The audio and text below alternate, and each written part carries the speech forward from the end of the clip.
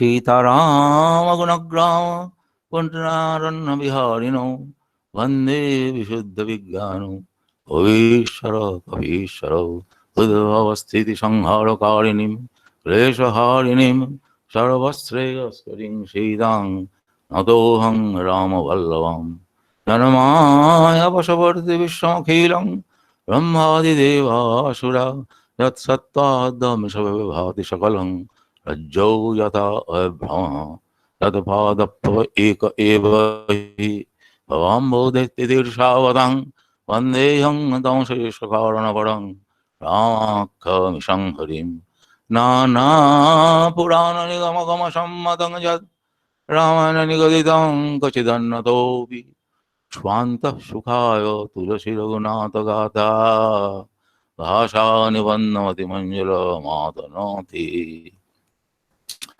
अतुलितबलधामं शरणशैलाभदेयं धनुजवनकृशानुं ज्ञानिनाम् अग्रगण्यं सकलगुणनिधानं वानराणामधीशं रघुपति वरदूतं वातयातं नमामि रघुपति वरदूतं वातयातं नमामि। ये एक व्यापार, ये दूसरा जो व्यापार है, हमारा भ्राता एक व्यापार बोलने भूल गया और आज का जो प्रवचन करता वो भी बोलने भूल गया। उनका पता स्मरण नहीं है। आप तो सब स्मरण किए, एक स्मरण नहीं हुआ, वही हम स्मरण कराते हैं। हम बोले आपका जब संवाद उसी समय प्राप्त हुआ, हमारा देवेंद्र जी बोले जो उनका सोमनाथ संस्कृत यूनिवर्सिटी का ये कुलपति उसका पद प्राप्त हुआ, तो हमारा बहुत, हम उस समय कमेंट किया ये जानकर ये हम हरि से विषादग्रस्त हुआ। हरि से विषादग्रस्त किस लिए? जे हर्ष तो ही है ऐसा बड़ा सम्मानीय पद में प्रिय गोपबंधु जी जा रहे हैं, और दूसरा है विषाद है जो उनका प्रवचन सुन नहीं पाएगा। तो उस समय वो थोड़ा आश्वस्त किए, देवेंद्र जी का स्मरण होगा। बोले नहीं नहीं, कुछ उपाय, आप लोग बुलाएंगे तो हम आ जाएंगे। तो आज एक घर में बैठ के आज उनका माने सही माने माने अमल वचन, प्रकर्षित वचन प्रवचन हम लोग सुनेंगे। हम लोग बहुत भाग्यशाली, हम लोग को समझते हैं। सभी भक्त शिष्य वृंद सभी अपेक्षा कर रहा है और अधिक देरी नहीं, शुभ शीघ्रम हमारा शुभाय भवतु। ओम।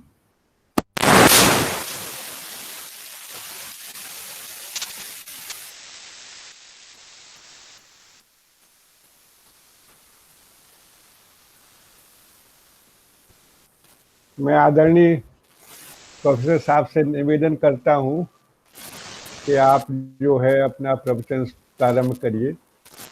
जैसे ये हम लोगों का सौभाग्य है और एक तरह से गुरु जी का आशीर्वाद है कि ये मौका हमको मिल रहा है, इच्छा पूर्ति हो रही है। मेरी आवाज आ रही है? जी आ रही है। कृपया म्यूट कर दें तो ध्वनि की तरफ ध्वनियां नहीं आएंगी। हाँ। शामिल का ध्यान। आपका वीडियो हैंग हो गया है। आ नहीं रहा है? आपका वीडियो हैंग हो गया है। अभी ठीक है? ठीक है ना? हाँ जी। आवाज ठीक आ रही है? आवाज ठीक आ रही है।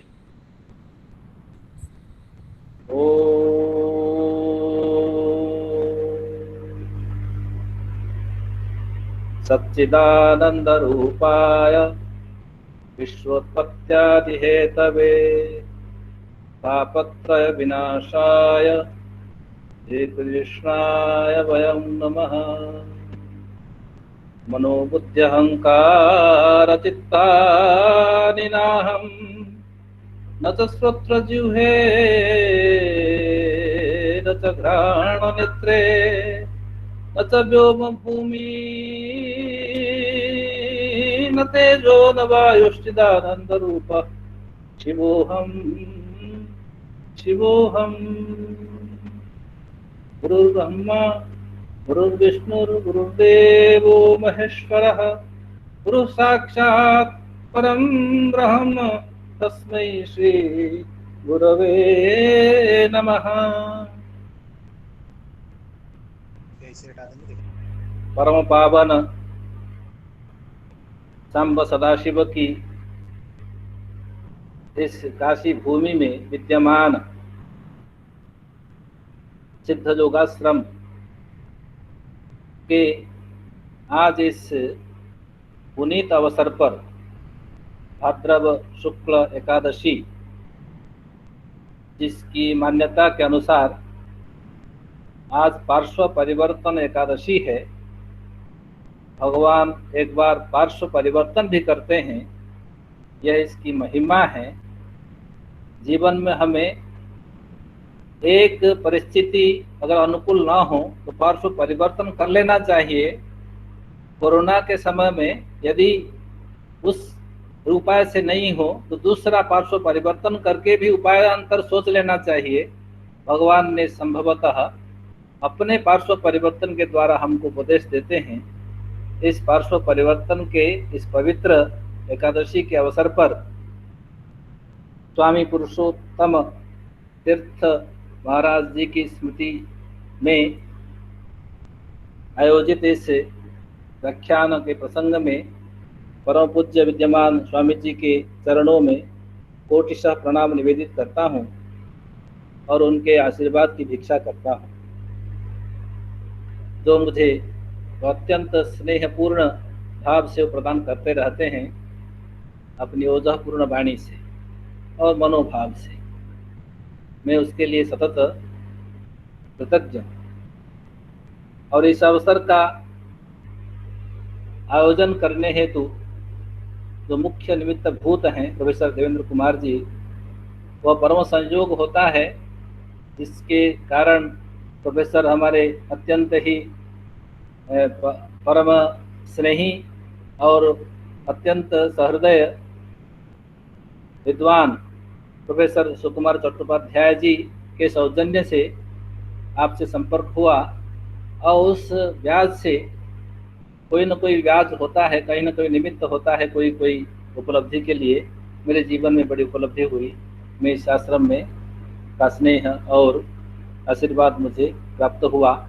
आज भी इस अवसर पर इससे आप सभी मान्यगण धन्य जो श्रद्धालु विद्यमान हैं, विविध स्थानों से इस कार्यक्रम को देख रहे हैं, सुन रहे हैं, मैं सबका स्वागत करता हूं, हार्दिक अभिनंदन व्यक्त करता हूं और सबके चरणों में प्रणाम निवेदित करता हूं। और मुझे इस अवसर पर आपने कुछ कहने का इसे एक अवसर दिया, इसीलिए मैं भूयः अपनी हार्दिक कृतज्ञता व्यक्त करता हूँ।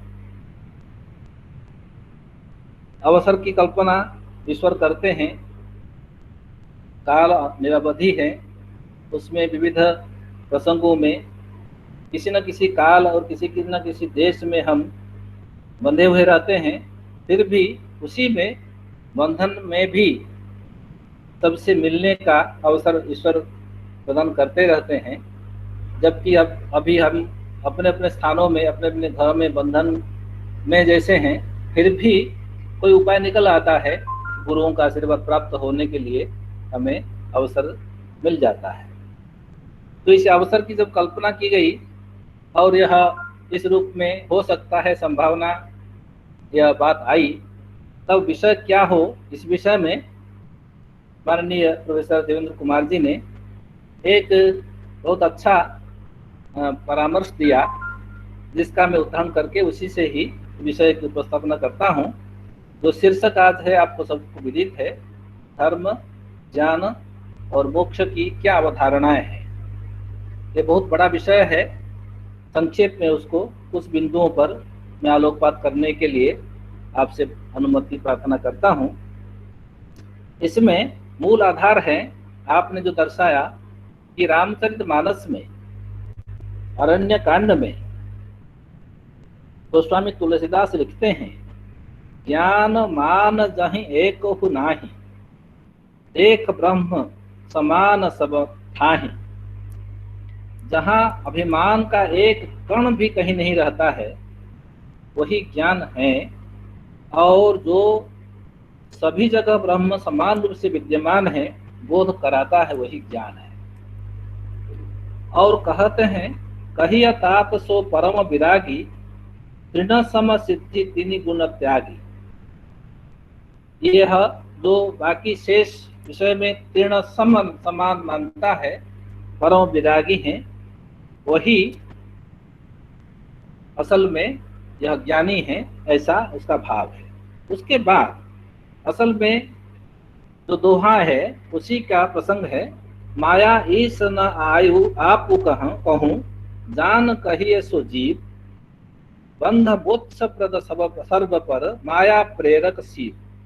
भगवान ही माया बनाते हैं, शिव ईश्वर, और बंध मोक्ष प्रद वही है, बंधन भी वही देते हैं, मोक्ष भी वही देते हैं। इस तरह से माया जिसको स्पर्श नहीं करता है, माया स्पर्श जो, और जीव को कहाँ क्षमता है कि माया की लीला को समझें, और भगवान ही मोक्ष और बंधन का कारण बनते हैं। अब एक चौपाई में कहते हैं, जिसमें हमारा आज के विषय का जो आधार है, धर्म में विरति योग ते ज्ञाना, ज्ञान मोक्ष प्रद वेद बखाना। अर्थात धर्म में विरति हो, यही योग, इसको ज्ञान कहते हैं। धर्म में विरति ही योग है, उसी में ही ज्ञान निहित है, ज्ञान ही मोक्ष प्रद है। यही वेदों का बखान है, वेद बखाना।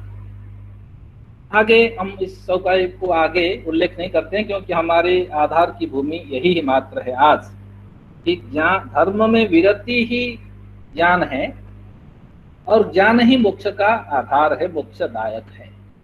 तो तीन तत्व इसमें कहे गए, एक धर्म है, एक ज्ञान है, और एक मोक्ष है।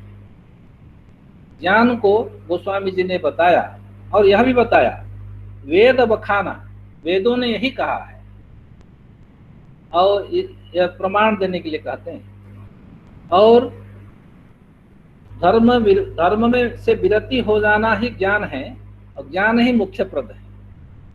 ये तो कभी विरोधी जैसा प्रतीत होता है, लेकिन गोस्वामी जी इतने प्रामाणिक संत और योग जन्मा, और इस धरती को जो उन्होंने प्रदान किया मानस के द्वारा, यह अभूतपूर्व है। तो इस विषय में हम उसी आधार पर चलेंगे कि यह जो धर्म है और जो ज्ञान है और मोक्ष है, किस प्रकार से कैसे संबंध परस्पर रखते हैं, कितना है, और इसको वेद बखाना क्यों कहा। मैं इसी संदर्भ में भगवान श्री कृष्ण की वाणी गीता का उल्लेख करना चाहूँगा, जहाँ भगवान कहते हैं द्वितीय अध्याय में, त्रैगुण्य विषया वेदा निस्त्रैगुण्य भवार्जुन, निर्द्वंदो नित्य सत्वस्थो निर्योग क्षेम आत्मवान। वेद त्रैगुण्य विषय हैं, और हे अर्जुन, तुम त्रैगुण्य से ऊपर आ जाओ, निस्त्रैगुण्य हो जाओ। वेद तीन गुणों का आख्यान करते हैं, और तीन गुणों से ही सब कुछ समस्या और इस सांसारिकता, इस माया जो भी कहें, इसकी सृष्टि होती है। तीन गुणों से त्रिगुणातीत, जो त्रिगुणातीत हो जाते हैं, गुणातीत उन्हीं को कहते हैं, गुणातीत तथा त्रिगुणातीत तीन गुण हैं, सत्व रजः तमः। ये तीन गुणों का भाव है त्रैगुण्य। त्रैगुण्य ही विषय है वेदों का, और निस्त्रैगुण्य हो जाओ, ये भगवान उसमें, और यही यहाँ कहा गया है कि वेद बखाना। वेदों ने कहा है कि तुम धर्म से अलग हो जाओ। तो धर्म किस प्रकार है? धर्म का लक्षण जो भगवान मनु ने धर्म के लक्षण बताए हैं। धृति, क्षमा, दमः, अस्तेयम, शौचम, इंद्रिय निग्रह, धीः, विद्या, सत्यम, अक्रोधः, दशकम धर्म लक्षण। धर्म के 10 लक्षण हैं, जिसमें धृति यानी धैर्य, क्षमा दूसरे को क्षमा करना, दम यानी सब कुछ विकार के रहने पर भी जो इंद्रिय का संयम करना, अस्तेय चौर्य वृत्ति नहीं करना, शौच इंद्रिय निग्रह इंद्रियों का बाह्य इंद्रियों का निग्रह करना, धीः बुद्धि, विद्या, सत्य और अक्रोध, यही 10 धर्म के लक्षण है। ये सभी, किंतु ये धर्म जिनको हम कहते हैं ये वृत्ति साध्य है, ये त्रैगुण्य के विषय हैं।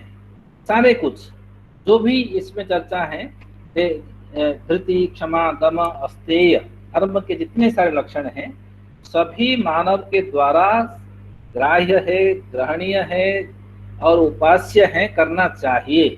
धर्म का त्याग नहीं करना चाहिए। स्वधर्म में निधनं श्रेयः परधर्मो भयावहः। अपना धर्म का पालन तो करना ही चाहिए। ये धर्म 10 प्रकार के जो भेद बताए गए, ये सभी को एक तरह से देखा जाए तो धर्मो धारयते प्रजाः, जो मनुष्य को, प्रजाओं को, प्राणियों को, मनुष्य को, प्राणियों के बारे में, सभी प्राणियों के बारे में नहीं कहेंगे क्योंकि वो प्रवृत्ति मात्र से चलते रहते हैं।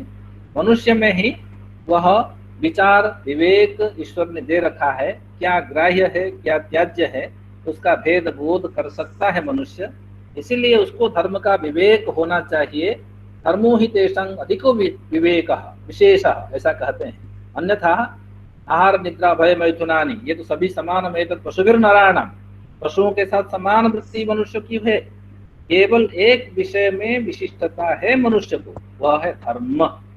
धर्मो हि तेषां अधिको विशेषः धर्मेण हीनः पशुभिः समानः।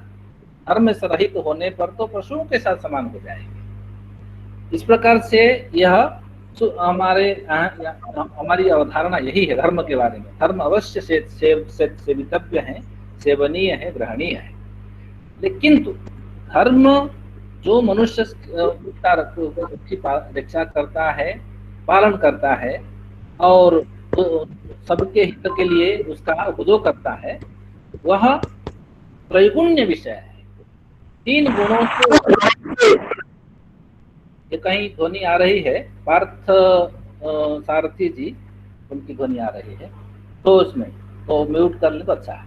तो उसमें ये धर्म त्रैगुण्य 3 गुणों से, सत्व रजः तमः से है। तो मनुष्य क्या चाहता है, मनुष्य क्या चाहता क्या, क्यों इन धर्म का पालन करते हैं? तो सामान्यतः प्रवृत्ति में धर्म से होता है कि दुख से निवृत्ति हो जाए और सुख की प्राप्ति हो जाए। दुख से निवृत्ति, सुख की प्राप्ति सामान्यतः सबकी प्रवृत्ति होती है। ये प्राणी मात्र प्रवृत्ति होती है, मनुष्य भी उससे कोई भिन्न नहीं है। धार्मिक प्रवृत्ति से विविध प्रकार के अभ्यास करने के माध्यम से इन सभी अस्तेय, अपरिग्रह और दम, धृति, क्षमा आदि सभी धर्मों को पालन करके वह उससे दुख से निवृत्ति और सुख की प्राप्ति उसका इष्ट है। किंतु कठिनाई क्या है कि धर्म यहाँ जो कहा गया है, धर्म से विरति क्यों? क्योंकि अंततः दुख से निवृत्ति मात्र जो होती है वह पूर्णतया हो नहीं पाती है। सांख्य दर्शन में पूरा दर्शन इसलिए खड़ा हो गया कि दुख त्रय अभिघाता, मनुष्य पीड़ित है दुख त्रय से, आदि भौतिक, आध्यात्मिक और आदि दैविक। त्रिविध ताप, त्रिविध दुख से मनुष्य पीड़ित है। उन तापों से निवृत्ति के लिए अनेक उपाय करते हैं। 2 तरह के उपाय, एक तो दृष्ट जो कई तरह के उपाय हैं, जैसे हमको मनोरंजन चाहिए तो कई तरह के साधनों का उपयोग करना, बीमारी है तो उसके उपचार के लिए दवाई लेना आदि आदि करते हैं।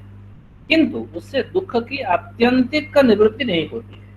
कुछ समय के लिए एक रोग है, उसके उपचार के लिए अगर हमने दवाई ली तो उसका समाधान होने पर दूसरा रोग चला आता है।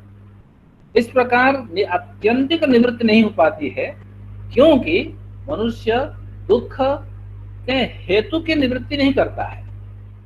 दुख की निवृत्ति चाहता है, दुख ना हो, लेकिन दुख का जो हेतु है उससे निवृत्ति का उपाय सोचता नहीं है। क्यों नहीं सोचता है? क्योंकि उसको समकार दुख से निवृत्ति के साथ वह सुख की प्राप्ति चाहता है, जबकि यह दिन रात की तरह वो समझता भी है, समझाया जाता है। गुरु उसको बार बार व्याख्यान देते हैं, विविध उपायों से बताते हैं, जिस प्रकार से लाभ अलाभ है, हानि और जय पराजय है, सुख, उसी प्रकार से दुख भी है तो सुख भी है, सुख है तो दुख है। केवल दुख से निवृत्ति हो जाएगी और सुख हमेशा बना रहेगा, ऐसा शक्य नहीं है, संभव नहीं है। यह जानते हुए भी मनुष्य केवल दुख से निवृत्ति चाहता है, सुख प्राप्ति के लिए यत्न करता है। सुख से निवृत्ति कोई नहीं चाहता है कि सुख से भी निवृत्ति हो जाए। तो धर्म से अलग होकर ज्ञान क्या करता है? धर्म से अलग करने का अर्थ है, ज्ञान उसे कहते हैं दुख सुख दुखे समय कृत्वा लाभा लाभो दया दयो ततो युद्धायुज्यस्व एवं पापमाप्स्यसि। भगवान ने गीता में कहा, दुख सुख दुखे समय कृत्वा, सुख और दुख को समान तराजू में रखो। जिस प्रकार से दुख से निवृत्ति की कामना करते हो, उसी प्रकार से सुख से भी निवृत्ति की कामना करो। सुख भी नहीं चाहिए, यही ज्ञान की परिणति है। केवल दुख से निवृत्ति मानकर सुख की प्राप्ति के लिए जो अभिलाषा होती है, वह अज्ञान के कारण है, वही कष्ट का प्रारंभ है। अतएव संपूर्ण शास्त्रों में ये जो कहा गया त्रैगुण्य निस्त्रैगुण्य, क्यों? क्योंकि सुख और दुख के साधन हेतु के रूप में तीन गुणों का ही खेल है। ये संसार त्रिगुणात्मिक है, त्रिगुणात्मक है, सत्व रजः तम का मेल है। कहीं सत्व का आधिक्य है, कहीं तमः का आधिक्य है, कहीं रजः का आधिक्य है। ये आधिक्य न्यूनता कमो बेशी इन्हीं में ही खेल चलता रहता है। तो सांख्य दर्शन में अच्छा उदाहरण दिया है कि ये जैसे छोटे बिल्ली के बच्चे होते हैं, वह अंधे, आंखें नहीं खुलती हैं, पैदा होते ही दो चार बच्चे जो क्या करते हैं, एक दूसरे पर हावी होने के लिए प्रयास करता रहा है, क्योंकि उनकी आंखें बंद है, उनको दिखाई नहीं पड़ता है मैं क्या कर रहा हूँ, क्या करना चाहिए। उसी प्रकार से एक सत्व और रजः तमः, इनका खेल चलता रहता है। इसी खेल से कभी नीचे उदय, कभी ऊपर आए। ऊर्ध्वं गच्छन्ति सत्वस्थः, मध्ये तिष्ठन्ति राजसः, जघन्य गुणवृत्तिस्थः, अधो गच्छन्ति तामसः। सत्व गुण के कारण आगे ऊर्ध्वं गच्छन्ति, और कभी ऊर्ध्व में गए, जिनको हम सात्विक कहते हैं। कभी मध्य में रहे, मध्य तिष्ठन्ति राजसः, मीडियोकर होकर रह गए। कभी फिर वही कुछ ही क्षण में, एक क्षण में वो सात्विक हो सकता है, दूसरे क्षण में वो राजसिक हो जाता है, फिर तीसरे क्षण में जघन्य गुणवृत्तिस्थः अधो गच्छन्ति तामसाः, नीचे भी जाकर तामस गुण में चला जाता है। यानी ये सत्व रजः तमः का खेल है, त्रिगुणात्मकता है। त्रैगुण्य में फंसकर वो केवल सर्वथा दुख से निवृत्ति की अभिलाषा तो करता है और सुख की अत्यंतिक प्राप्ति की कामना करता है, किंतु जानता नहीं है या सामान्यतः बोध होता नहीं है दुख और सुख का हेतु क्या है, और दुख से और सुख से दोनों से निवृत्ति पर ही हमको क्या लाभ मिलेगा। यह दूसरा चरण है, जिसको कहते हैं ज्ञान। जब ज्ञान हो कि दुख और सुख समान तराजू के दो पहलू हैं, दोनों की समान स्थिति है, तो इक्वली उनको ट्रीट करना चाहिए, दोनों के साथ समान व्यवहार करना चाहिए। मैं एक उदाहरण देकर इसकी पुष्टि करता हूं कि एक तोते को पिंजरे में बंद किया जाए। व्यक्ति चाहता है हम तोते का गाना सुने, तोते का मधुर कंठ, उससे कुछ भजन, कुछ भगवान का नाम या कुछ गीत सुने। अब प्रश्न होता है, तोते को हम पिंजरे में बंद करें अथवा उसको मुक्त आकाश में छोड़ें? ये तर्क आया, ये उसके सामने प्रश्न खड़े किए गए। तो तोते को पिंजरे में बंद करके उसका गाना सुनने का प्रयास करें, उपाय करें, उसको सिखाएं, रटाएं और तरह तरह का अभिनय कराएं, अथवा इसके लिए पेड़ पौधों को सृजित करें, पेड़ पौधों उसको छोड़ दें, पिंजरे को से अलग करते हैं। सामान्यतः पिंजरा मनुष्य बनाता है तोते का गाना सुनने के लिए, जबकि जब वह मुक्त होता है स्वच्छंद रूप से वह गीत गाता है, गा सकता है, उसका मधुर कंठ खुल सकता है, क्योंकि वह मुक्तता में ही उसका सचुत प्रणय है, अनुराग है, मुक्तता में उसकी शक्ति खुलती है या विकास होता है। तो प्रश्न उसी तरह से है कि ये जो त्रैगुण्य का पिंजड़ा है, दुख सुख दुख और ये मोह तीन तरह का है। सत्वम वह सत्वम सुखे संजयति, सत्व का भी बंधन है, सत्व का भी बंधन है। तो गीता में बड़े अच्छी तरह से कहा है कि देखो भैया, ये जो सत्व है ना, ये बड़े अच्छा है। हम सात्विक कहते हैं किसी पुरुष को या व्यक्ति को, सात्विक हैं। क्यों सात्विक कहते हैं? क्योंकि सत्व गुण का आधिक्य है। ये मत मानो कि उसमें रजह तमह गुण है ही नहीं, ऐसा नहीं है। जैसे संख्या में बड़ा अच्छा उदाहरण देते हैं, जैसे हम दीवार में पेंट करते हैं, एक रंग चढ़ा हुआ है, फिर दूसरे रंग उस पर चढ़ा दिया तो दूसरा रंग दिखाई पड़ता है, पहला रंग छिप जाता है। ऐसा नहीं कि पहला रंग नहीं है, वो अभिभूत हो गया। जैसे सूर्य के आने पर तारे दिखाई नहीं पड़ते हैं, इसका अर्थ नहीं कि तारे नहीं है, तारे भी हैं, लेकिन अभिभूत हो गए, छिप गए। ये छिपने के कारण हमको दिखाई नहीं पड़ते हैं। उसी प्रकार से सात्विक भी सत्वं सुखे संजयति, सुख वो कहते हैं, देखो सुख संगेन बध्नाति, सुख संग का भी बंधन है, ये मानना चाहिए। सुख का संग, सुख की साथी भी, सुख का भी साथ होना भी एक बंधन है। तो वे कहते हैं कि ज्ञान संगेन, ज्ञान ये सुखम सत्वम सुखे संजयति, सत्व आपको सोने का चेन हो या उसमें लोहे का चेन हो, है तो चेन, बंधन तो है, चाहे रजह का बंधन हो, चाहे तमह का बंधन हो, चाहे सत्व का बंधन हो, सत्व भी एक बंधन है।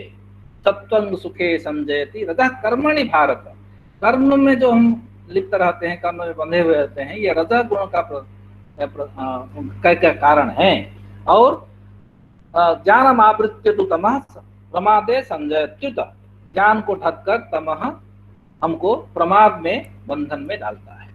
तो ये इसलिए कहते हैं गुणानेतन अतीत्य त्रीन देही देह समुद्भवान, जन्म मृत्यु दुरात्म दुखे विमुक्तो अमृतम अश्नुते। गीता में कहा ये जो गुणान एतान अतीत्य तीन गुणों से अतीत हो जाते हैं। इसलिए जिन गुरुओं की हम स्तुति करते हैं, जो गुरु अनेक जन्मों का संस्कार लेकर अनेक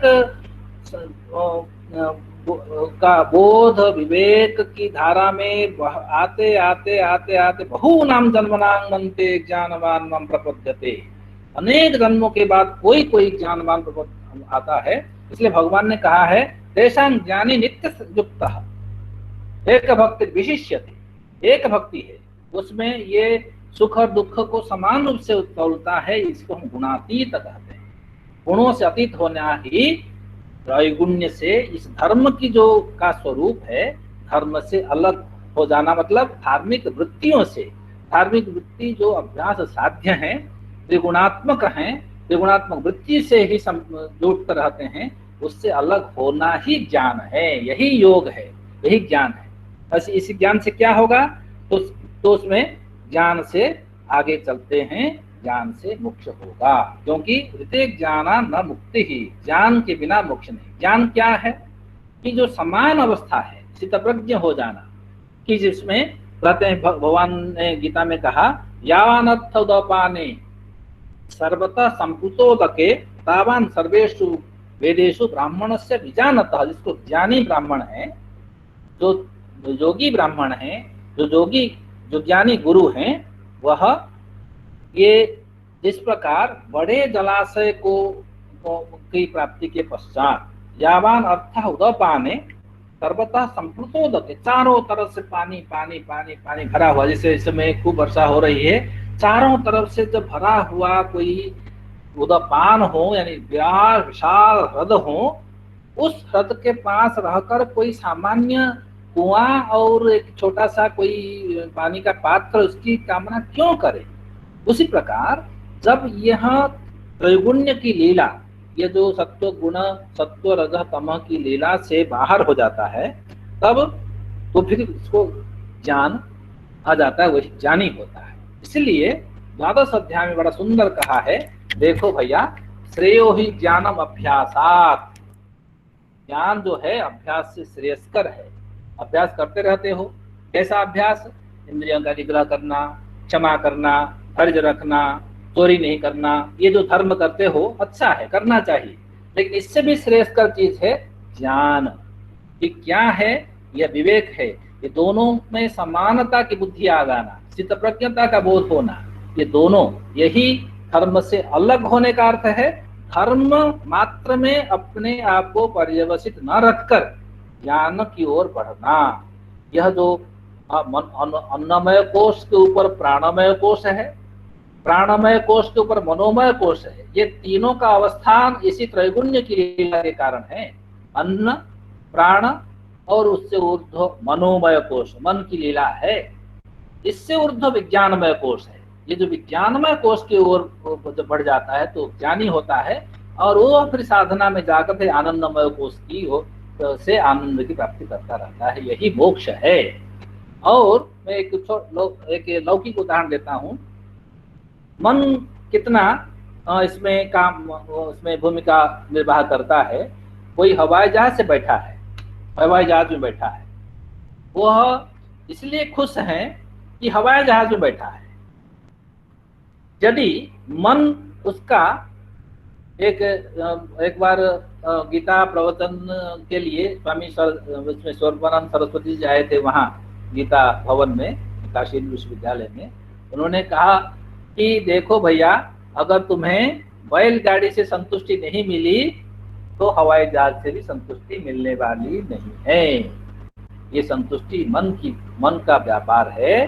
मन जब सोच लेता है कि मैं खुश हूं, तो वह उसी की ओर उसी तरह से अपने व्यापार को देखता है, और वह हवाई जहाज से बैठा है यह सोचकर खुश हो रहा है, जबकि उसको यात्रा मात्र करनी है। हवाई जहाज का कोई पायलट नहीं बनना है, वह केवल यात्रा यहाँ से एक जगह पहुंचने के लिए, साधन के लिए, चाहे बैलगाड़ी से जाएं, चाहे ऑटो से जाएं, चाहे रिक्शा से जाएं, साधन मात्र का उपयोग कर रहा है। लेकिन उसके मन में भाव आया कि मैं हवाई जहाज में बैठा हूं, अतएव वो अपने आप को खुश मानता है।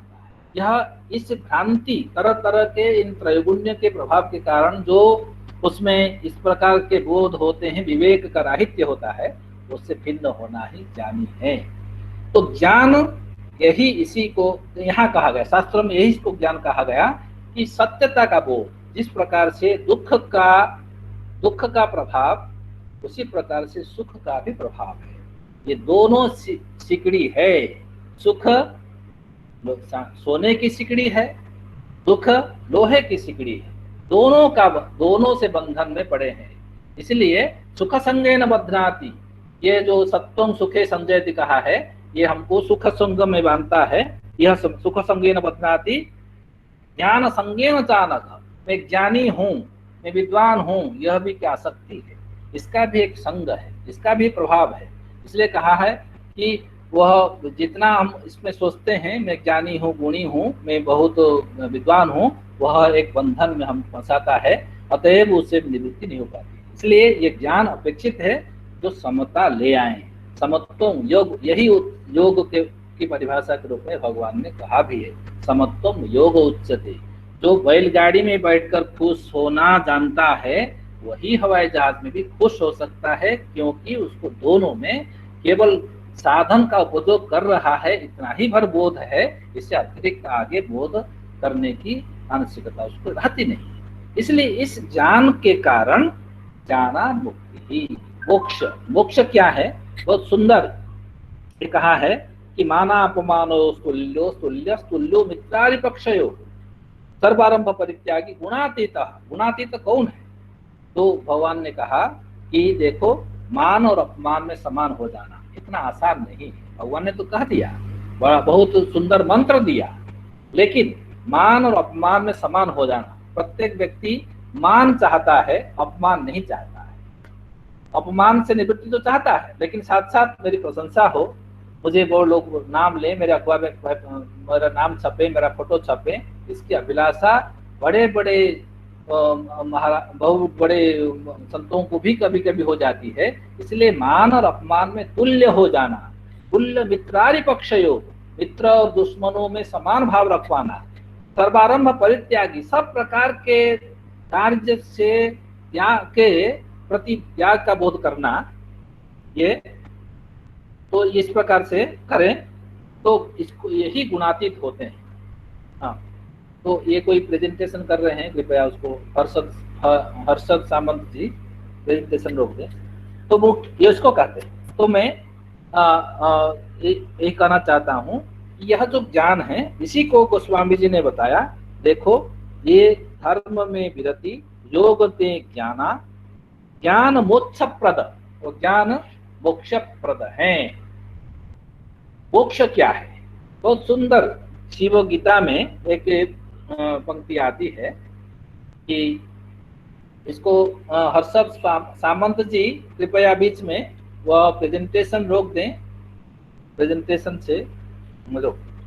तो कहते हैं, देखो, मोक्षस्य नहीं वासोस्ति, मोक्ष के लिए कोई जगह नहीं है।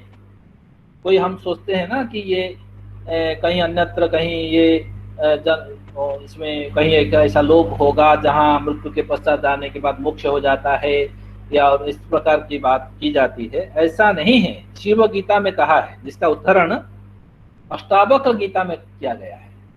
ठीक है, मोक्षस्य नहीं वासुस्ति न ग्रामांतरमेव च, कोई ग्रामांतर नहीं है, दूसरे गांव में मोक्ष रहता है, दूसरे स्थल में, दूसरे लोक में मोक्ष है, जहां मैं जाऊं और फिर से इस जन्म मरण की पुनरपि जननम पुनरपि मरणम पुनरपि जननी जठरे शयनम, यह संसारे खलु दुस्तारे कृपया पारे पाहि पुरारे मोहमुद्गर में भगवत पाद शंकराचार्य गाते हैं, वह कोई दूसरे लोक में नहीं है। क्या है वो? असल में क्या है? शिव गीता में कहा, यह समझो, अज्ञान हृदय ग्रंथि नाशः मोक्षः। अज्ञान रूपी हृदय में जो गांठ है उसी का नाश ही मोक्ष है। यह जो अज्ञान के कारण हम केवल एक पक्षीय विचार लेकर चलते हैं, हमको मान चाहिए, अपमान नहीं चाहिए, हमको स्तुति चाहिए, निंदा नहीं चाहिए, हमें सुख चाहिए, हमको दुख नहीं चाहिए, एक पक्ष लेकर हमको लाभ चाहिए, हानि नहीं चाहिए, जय चाहिए, पराजय नहीं चाहिए, एक पक्ष जो असत्य है, अशक्य है, असंभव है। दिन में हमको खाली दिन चाहिए, रात नहीं चाहिए, ये चाहिए कि जो हम एक लिस्ट लेकर चलते हैं अज्ञानता के कारण, क्योंकि वह त्रैगुण्य से प्रभावित है। वह सत्व रजः तमः का ही खेल है। वो अपने अपने ढंग से जो हम कहीं हवाई जहाज में बैठकर भी कोई आनंद से यात्रा कर रहा है, उसको वो थोड़ा सत्व गुण से के कारण वो आगे बढ़ा हुआ है। कोई बैठकर उसमें कंप्यूटर में कुछ काम कर रहा है, वो कर्म जो कर रहा है, यानी रजोगुण से युक्त है। और कोई किसी एयर होस्टेस से झगड़ा करने लगता है, तो वह ज्ञानम आवृत्त तमस प्रमादे संजयत्युत, वह तम गुण क्या करता है? उसको प्रमाद क्यों ले जाता है। एक ही तरह की यात्रा में रहने वाले तीन प्रकार के व्यक्ति तीन प्रकार का व्यवहार करते हैं। क्या एक व्यक्ति भी तीन प्रसंगों में तीन प्रकार का व्यवहार करता है? कभी वो बड़ा खुश रहता है क्योंकि अंतःकरण उसका कहीं शुद्धि की प्राप्ति है, समान भाव है, चित्तप्रज्ञता है, बोध है, भीतर प्रसन्नता है, अतः उसको खुश है। और कहीं वो काम कर रहा है, वो काम ये करना चाहिए, वो करना चाहिए, ऐसा करना चाहिए, ये करना चाहिए, ये भी रजोगुण से कारण से प्रेरित हो कर रहा है। और तमोगुण से कारण कभी पूरा झगड़ा करके क्या क्या कर लेता है। तो अर्थात एक ही व्यक्ति में जो त्रिगुण का दबाव है, इस दबाव के कारण वह अज्ञान के ग्रंथि से युक्त रहता है। अज्ञान हृदय ग्रंथि नाशः मोक्षः। अतः गोस्वामी जी ने जो कहा कि यह ज्ञान मोक्ष प्रद वेद बखाना, ज्ञान ही मोक्ष देगा। इसलिए भगवान ने भी कहा, नहीं ज्ञान न सदृशम पवित्रम यह विद्यते, ज्ञान की तरह कोई कुछ द्वादश अध्याय में भक्ति को सबसे श्रेष्ठ कहा। भक्ति भक्त तस्मात्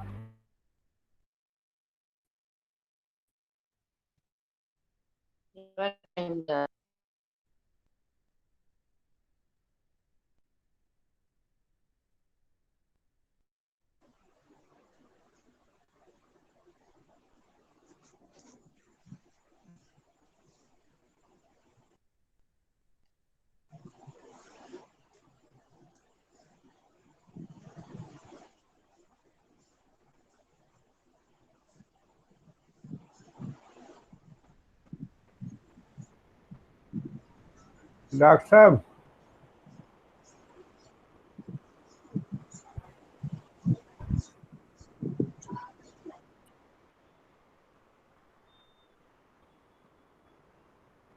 उनका कोई नेटवर्क का इशू होगा देवेंद्र जी। हाँ हाँ हाँ, कोई नहीं, उनका है। हाँ, क्योंकि अभी आपका वॉइस सुनाई दे रहा है। हाँ, उनका कुछ है प्रॉब्लम। हाँ हाँ। अभी हम बात करते हैं उनसे।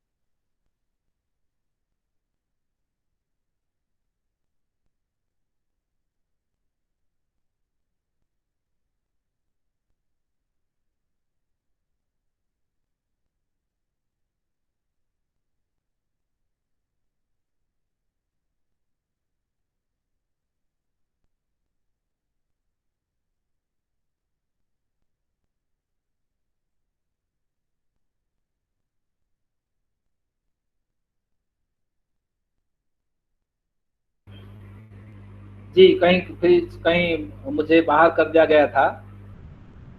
मैं मूढ़ अज्ञानी, मुझे इस ज्ञान की चर्चा से कहा कि ये सत्र ज्ञानियों के बीच में इसकी चर्चा, तो मैं समाप्त करता हूँ।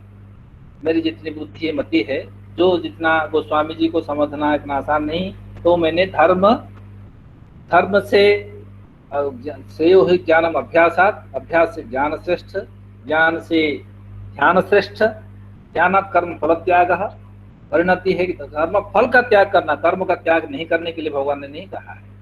तो उस प्रकार के ये जो कर्म फल का त्याग वही कर सकता है जो अज्ञान हृदय ग्रंथि का नाश कर चुका है। यही मोक्ष है, इस शिव गीता में कहा है।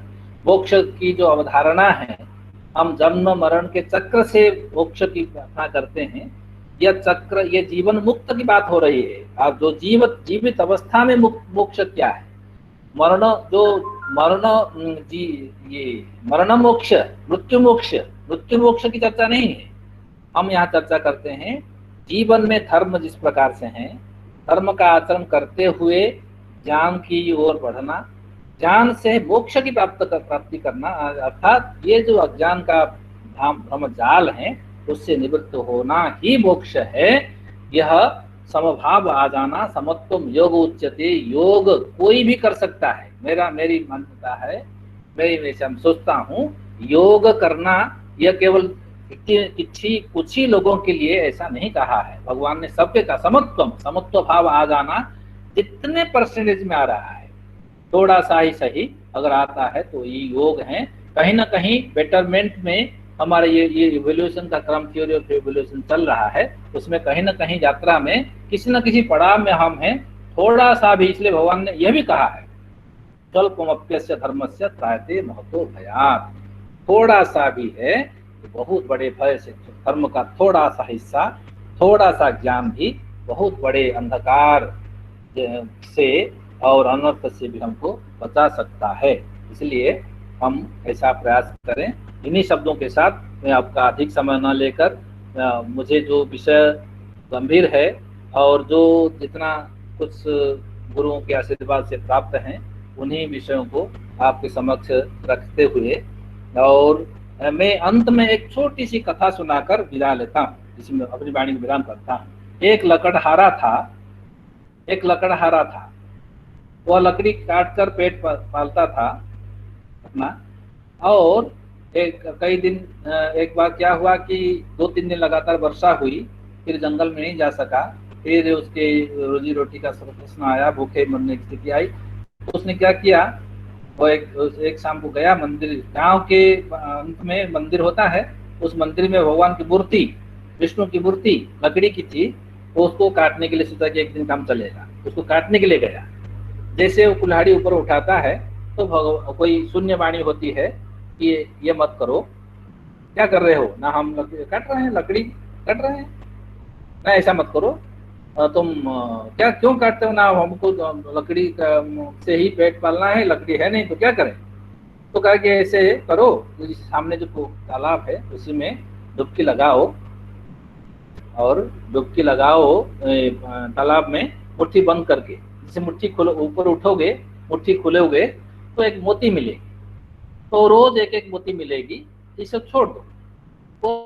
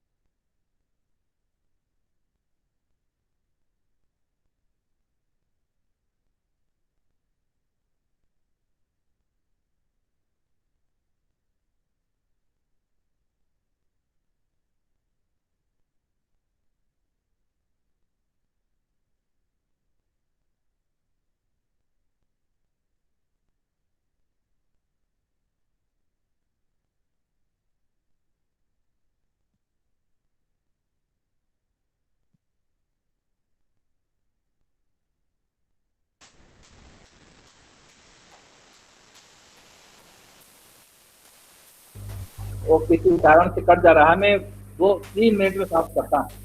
तो वह फिर उसी तरह से, मेरी आवाज आ रही है जी, उसी तरह से जाता है, लेकिन वो उसकी हालत खराब है, जा नहीं पाता है, उसके पसीने पसीने हो रहा है कि भगवान की इसकी पूजा करता हूँ, आरती उतारता हूँ ऐसे, तो कैसे जाऊं, किसी की इस तरह से पीछे भी नहीं जा सकता है, पीछे ब्राह्मणी खड़ी है।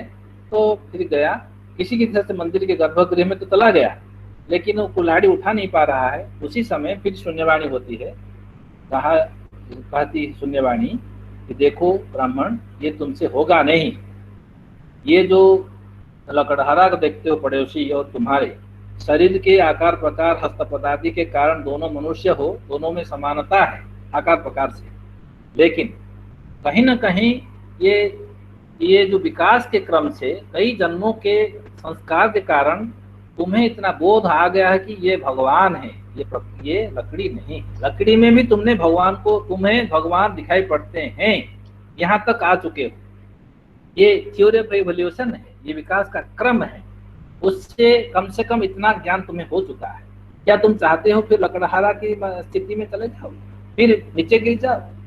ये ऊपर नीचे की ये प्रक्रिया चलती रहती है, क्या चाहते हो उसमें करो स्खलन। इसलिए भगवान ने ये भी कहा है कि बहुत योग भ्रष्टो भी जायते, कई उपाय करने पर भी योग भ्रष्ट हो जाते हैं, इतना करने पर भी स्खलन हो जाता है। तो तुम ऐसा छोड़ दो, ये जो दुख है, परेशानी है, इसको झेल जाओ, ये तुम्हारा विकास के क्रम में तुम कहीं ना कहीं खड़े हो, एक पायदान पर खड़े हो, आगे सोचो। उसी प्रकार यह जो अभ्यास, ये धर्म के सारे मार्ग लीड करते हैं ज्ञान के लिए, और ज्ञान लीड करते हैं मुक्ति के लिए, मोक्ष के लिए, समता के लिए। यही 3 सोपान है, और तीनों में रहना है, धर्म की वृत्ति करते हुए। जब ज्ञान हो जाए तो धर्म की वृत्ति छोड़ना नहीं है, उसके साथ रहकर शरीर को, जैसे शरीर को नहीं छोड़ना है, विज्ञानमय कोष में जाकर भी अन्नमय कोष, अन्न का ग्रहण करना है, प्राण विधान करना है, मन भी रहेगा उसी में, लेकिन विज्ञान की ओर बढ़ना, विज्ञान से आनंदमय कोष की ओर बढ़ना, यही धर्म और ज्ञान और मोक्ष की एक पद्धति है, एक श्रेणी है। ऐसी मेरी छोटी अल्पमति से मैंने कुछ विषय को प्रस्तावना की, मुझे क्षमा करें, मेरी छुट्टी हुई हो, और तो जो आपके आशीर्वाद से, आपके स्नेह से जो कुछ आ सका, ये गुरुओं का परम स्नेह आशीर्वाद है, मैं उसके प्रति अधमरण हूँ, और आपके चरणों में, गुरु जी के चरणों में बार बार प्रणाम करते हुए और सभी को धन्यवाद देते हुए अपनी वाणी को विराम देता हूँ। धन्यवाद। सर्वप्रथम मैं प्रोफेसर साहब का धन्यवाद दूंगा। मैं गुरुजी से प्रार्थना करूंगा कि कुछ आशीर्वचन बोल दें, फिर कीबोर्ड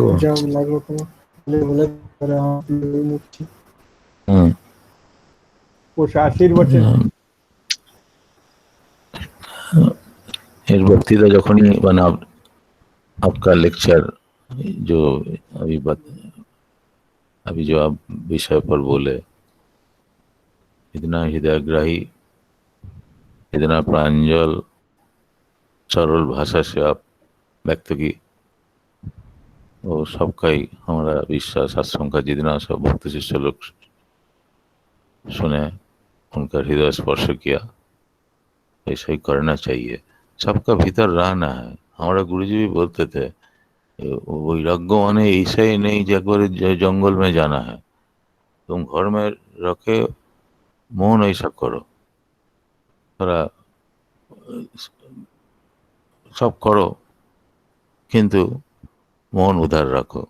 ठाकुर रामकृष्ण का भी उपदेश है, वो आप बड़ा बच्चा को पालते हैं, बहुत स्नेह जत्न करते हैं, किंतु कोई घर का सेविका दसी, किंतु उनका मौन पड़ा रहता है अपना घर में, गांव में अपना बच्चा के प्रति। तो वैसे हम लोग का मौन का एक टुकड़ा अभी पर्याप्त तो उनका प्रति निवेदन करना है परमेश्वर के प्रति। ओम पूर्णमदः पूर्णमिदं पूर्णात् पूर्णमुदच्यते पूर्णस्य पूर्णमादाय पूर्णमेवावशिष्यते। ओम शांति शांति शांति। सर्वे भवन्तु सुखिनः, सर्वे सन्तु निरामयाः, सर्वे भद्राणि पश्यन्तु, मा कश्चित् दुःखभाग् भवेत्। ओम সবাই প্রণাম একবার ওই করে দাও মঙ্গল। হ্যাঁ একটু আশীর্বাদ দিয়ে দাও। সেই এই তো আছে যারা কই অনেক 44 জন আছে। হ্যাঁ, আশীর্বাদ হ্যাঁ আছে নারায়ণ নারায়ণ। হ্যাঁ সবাই যারা উপস্থিত রয়েছে 40 জন, সবাইকে আমি আমার শ্রীনারায়ণ আশীর্বাদ জানাচ্ছি। শ্রীনারায়ণ শরণ, नारायण नारायण नारायण। सबका मंगल कामना करছি আজকে এই শুভ দিন। হ্যাঁ এই জন্য আমাদের सब बोले जो 4 दिन का महोत्सव, जैसे दुर्गा पूजा ऐसे ही हम लोग का आश्रम का उत्सव को सब मानते हैं। गुरु जी ऐसे ढंग से इसको सजाया ये दुर्गा पूजा माफी की लगता है, इसलिए हम लोग का ये नहीं, हम लोग को तिरोधान में ही आनंद, जे तिरोधान उत्सव। आज ये तिरोधान उत्सव में सभी भक्त शिष्य लोग को जरूर मैंने बहुत आनंद प्राप्त हुआ, कारण इतना अच्छा ये कहाँ मिलेगा, इतना पंडित ज्ञानी व्यक्ति का मुख से कुछ सुनना का अवसर कहाँ मिलता है। बहुत भाग्य से भी एक हम लोग का परम सौभाग्य। ठीक है, सब कोई प्रति हमारा स्नेह प्रीति। ये केवल ये वीडियो कॉन्फ्रेंसिंग से एक चीज नहीं हो पा रही है। क्या होता है कि जब हम लोगों के था कि कोई गुड़ी विशेष आएंगे तो हम लोग उनको माला पुष्प चंदन से उनका आदर सत्कार करेंगे और फिर उसके पश्चात थोड़ा सा सम्मान करेंगे, थोड़ा फल मिठाई एक का प्रसाद मिलेगा।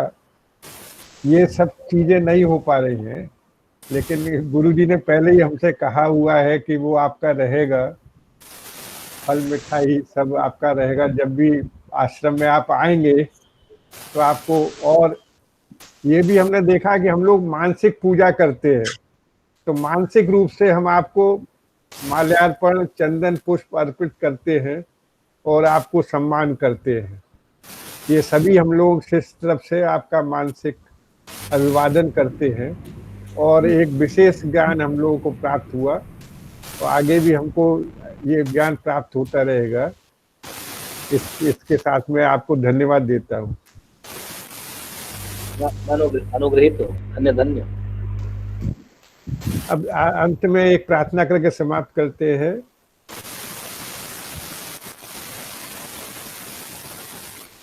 गुरुर्ब्रह्मा गुरुर्विष्णु गुरुर्देवो महेश्वरः, गुरु साक्षात् परब्रह्म तस्मै श्री गुरुवे नमः।